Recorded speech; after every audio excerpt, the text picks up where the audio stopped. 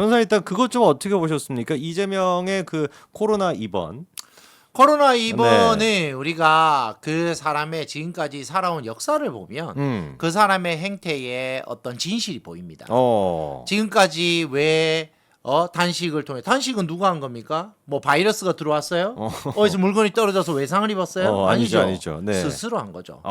타이밍 맞춰서. 그렇죠. 그리고 후쿠시마 오염수 이슈 누가 만들었죠? 당연히 민주당이 이재명이 만들었죠. 네. 이재명이가 자기 방탄을 위해서 만들었죠. 그래서 본인의 방탄을 위해서 국회를 이용하고 본인의 방탄을 위해서 민주당을 이용하고 본인의 방탄을 위해서 녹색병원을 이용하고 본인의 방탄을 위해서 헬기를 타고 서울대병원으로 가고 그 모든 것이 본인 방탄용이었어요. 그러면 이번에 본인 방탄용이 아닙니까?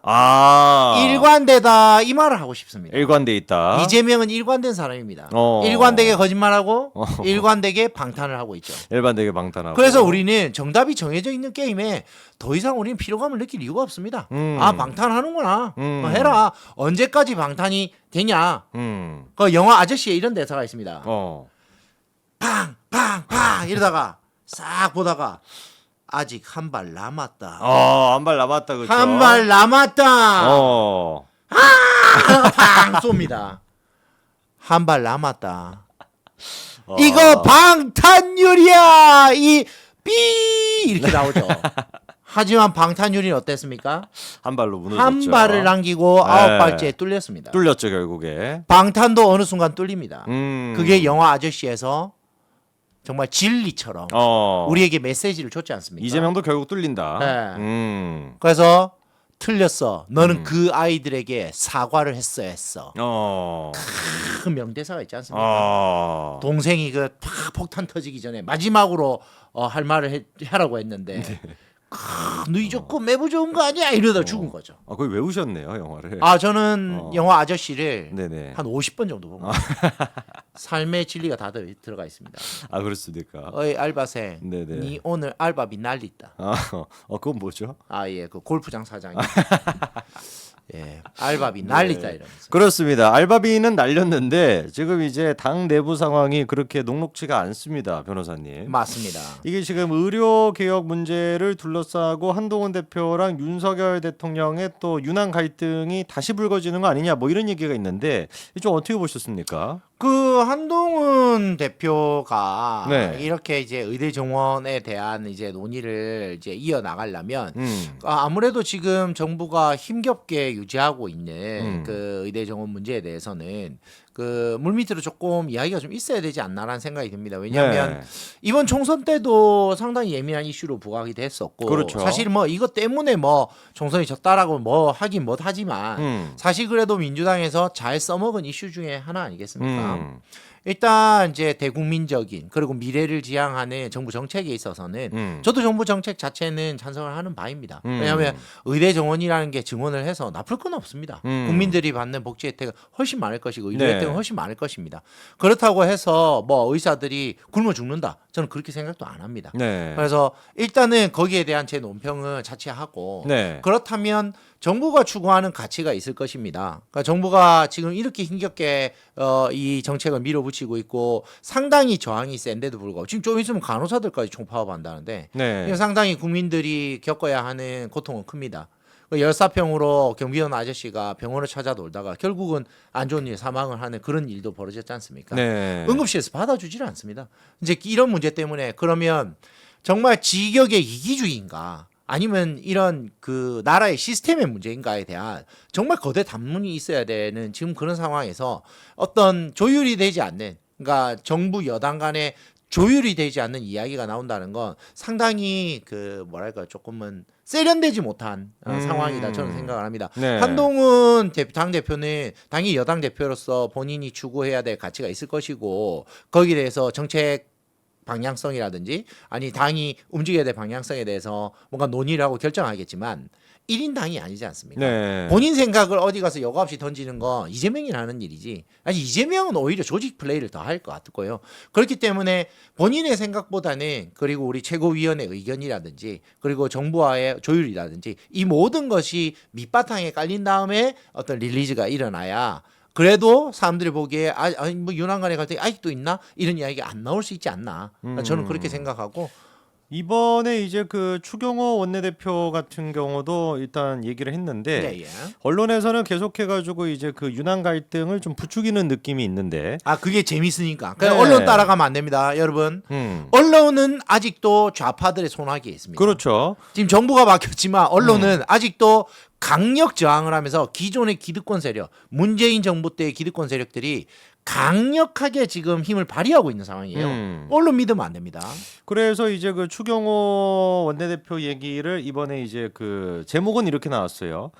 추경호 한동훈 의대 정원 증원 유예 제안 사전상이 없었다. 이렇게만 이제 제목을 따서 냈는데 이 얘기만 들어보면은 뭔가 좀 당 내부적으로도 뭐라고 할까요? 친윤 쪽과 한동훈의 계파 싸움이 아직 좀 있다라는 뉘앙스가 있는 느낌인데 근데 실제로 추경호 원내대표 얘기를 다 들어보면은 이렇게 얘기를 하세요. 이번에 또 박단 전공의 대표랑 한동훈 대표가 또 만남을 갖지 않았습니까? 네. 그래서 이제 그 한 대표께서 의료단체 전문가랑 이야기를 나누면서 생각을 정리한 것 같다. 오늘 출근했으니까 제가 한 대표 등으로부터 진행 상황을 듣도록 하겠다. 상황을 파악하고 정리를 해보겠다. 이 얘기였거든요. 예, 예. 근데 이 얘기를 가지고 마치 이제 그 아무 얘기도 안 한 상태에서 뭐 자기 독단으로 해서 나는 굉장히 기분이 나쁘다. 이런 식으로 뭔가 윤한 갈등을 부추기고 있는 것 같은데 거기 저희가 말려들어서는 안 되죠. 네, 이거는 윤한 갈등이라는 개념으로 다가가서는 안 될 문제입니다. 음. 그러면은 우리한테 남는 게 하나도 없어요. 그러면 대통령실이 추구하는 지금 정부 정책을 한동훈 당 대표가 어느 정도로 이걸 이제 뭐 서포트를 할지 아니면 이거를 조율을 해서 시기를 좀 더 딜레이를 할지 뭐 이런 것들은 조율의 문제인 것이지 뭐 서로 의견이 다르다라고 해서 내 의견 이거요라고 말할 문제는 아니다라는 것이죠.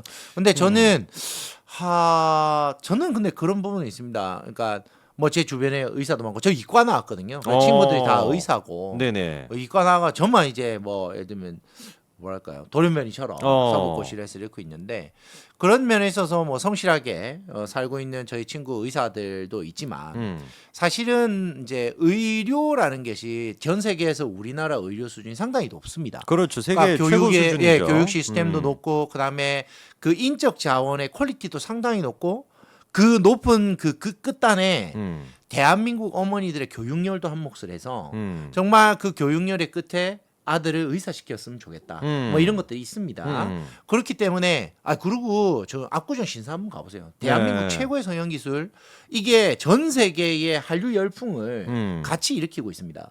그렇다면 사실 변호사 같은 경우에는 되게 한정적이에요. 왜냐하면 법을 배우면 한국 법을 배우기 때문에 어디 가서 쓰여지지를 못해. 네. 법은 글로벌 스탠다드가 없어요. 각자 로컬들의 법을 쓰거든요. 그런데 의료는 정말 좋은 게 언어 자체나 거기서 용어 자체도 다 영어일 뿐만 아니라 배우는 의료 지식이 글로벌 스탠다드라서 네. 어디 가서도 그걸 다 논의를 할 수가 있어요.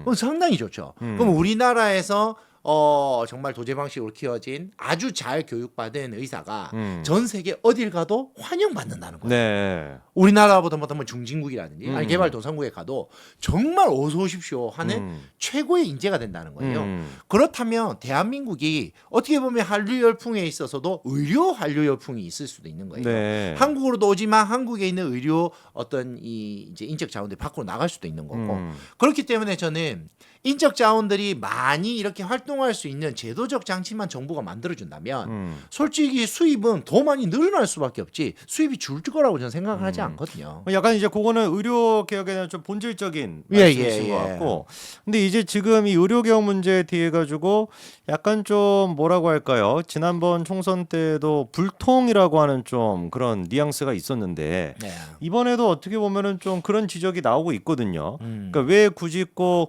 뭐 어쨌거나 지금 이제 국민 입장에서 봤었을 때는 의료계가 지금 뭐 마비 상태로 지금 가고 있고 대통령실 입장 같은 경우는 뭐 세 군데 정도를 빼놓고는 다 정상으로 되고 있다라고 하는데 그것도 뭔가 구체적인 그런 얘기가 아니라 일반 국민들이 듣기에는 무슨 소리냐. 나도 내 가족도 좀 아팠을 때 병원 예약하는데 좀 어렵고 힘들던데 네. 정부가 너무 좀 안일하게 보는 거 아니냐. 이런 지금 비판도 있고요. 네, 그러다 정부의 보니까, 대응이 또 안일한 부분이 있긴 있죠. 네. 이런 상태에서 뭔가 한동훈 대표가 얘기했던 것처럼 2025년도 같은 경우는 일단 확정이 됐다라고 해도 6년도는 조금 뭔가 유예를 하든지 아니면 유예를 안 한다라고 해도 여지를 좀 남겨놓음으로써 전공의 대표들과 만나가지고 좀 대화를 좀 하고 물꼬를 트는 역할을 했으면 훨씬 더 좋지 않냐.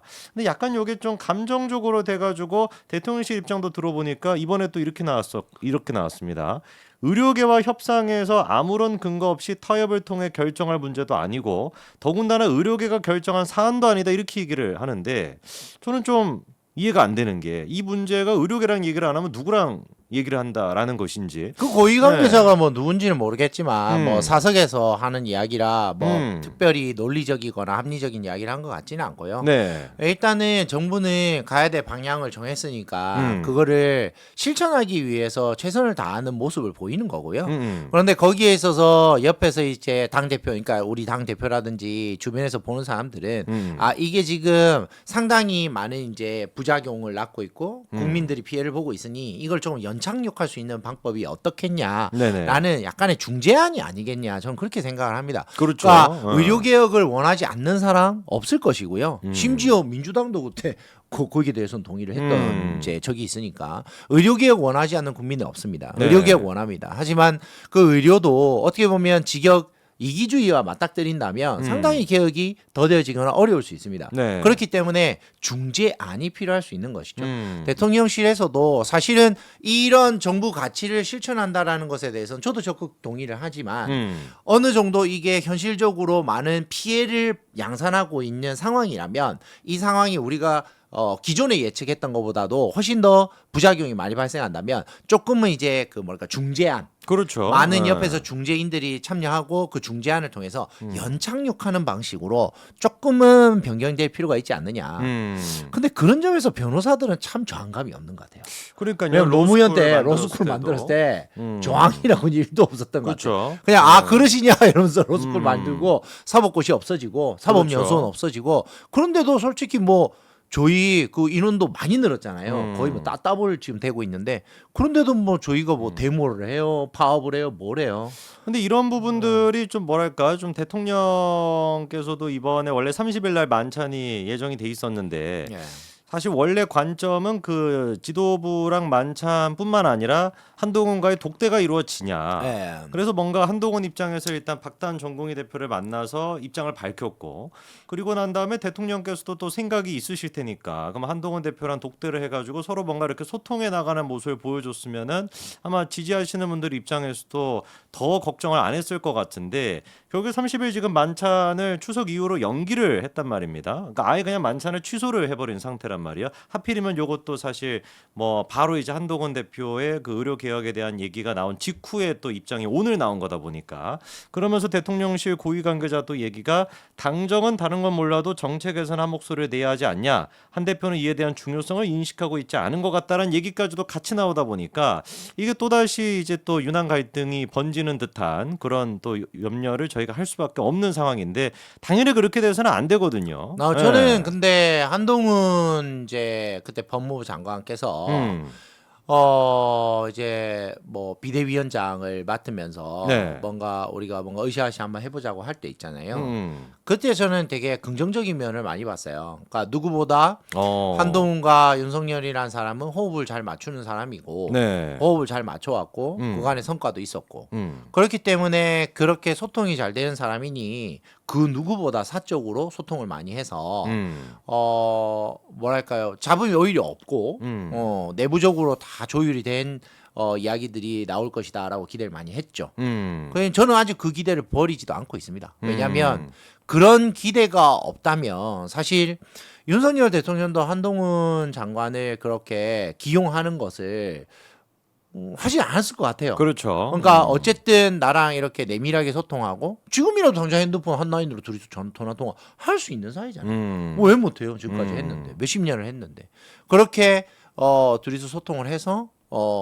의사가 일치된 부분 그러면 서로 양보해야 될 부분을 정하고 그런 다음에 국민들에게 언론에게 보여질 그런 어떤 차담이든 만찬이든 그 네네. 자리를 정하고 그리고 그에 대해서 정책에 대한 리리즈를 하고 그런데 둘이가 말을 똑같이 맞추는 거는 조금 이상하잖아요. 그렇죠. 그러면 약간 꼭두가시 당대표가 되니까 그건 아닌 것 같고 그러다 당대표의 의견이라든지 방향성도 윤석열 대통령께서 한번 들어보시는 것도 좋은 방법이고 그 대신 이제 윤석열 대통령이 뭐 자꾸 뭐 경로 이렇게 이야기하는데요. 그거 다 언론에서 그냥 언론 플레이하는 거예요. 경로를 왜 해요? 경로를 전화 통화하면 되는데 둘이서 전화 통화하는 사이인데 예, 경로는 아닌 것 같아요. 네, 그까지 해가지고 요 주제 한번 정리를 해보도록 하겠습니다.